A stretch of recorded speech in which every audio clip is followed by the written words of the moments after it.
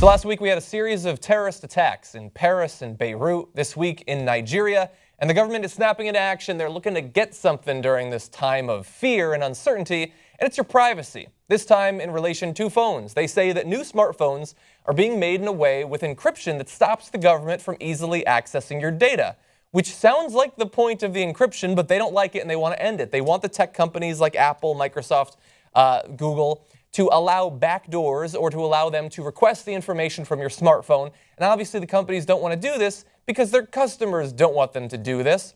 But the attack is coming on multiple fronts for multiple people involved in government in the secrecy industry, or the secrecy eliminating industry.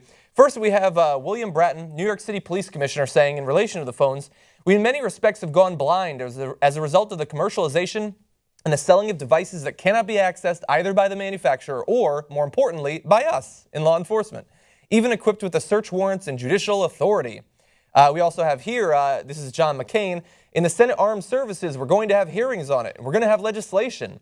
He said the status quo is unacceptable.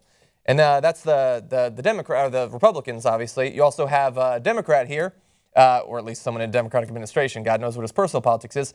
CIA Director John Brennan called the attacks a wake-up call, while Senator Dianne Feinstein, a member of the Senate Intelligence Committee who represents Silicon Valley, said it's a big problem if tech firms create a product that allows evil monsters to communicate in this way. I'm sure that her constituents in Silicon Valley are going to love her putting this sort of pressure on them to do what their customers do not want them to do.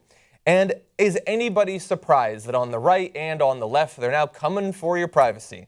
They've wanted this. They wanted this before the terrorist attacks. They don't need it anymore now. They just see an opening. They know that after Paris, after Beirut, after Nigeria now, people are scared and people feel like they're willing to give up anything to be safe.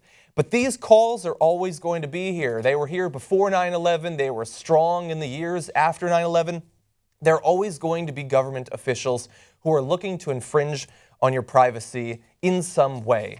So look, if these sorts of changes to the law would actually help, let's consider them when we're not immediately fearful as a result of the Paris terrorist attacks. They can wait a week or two, I think.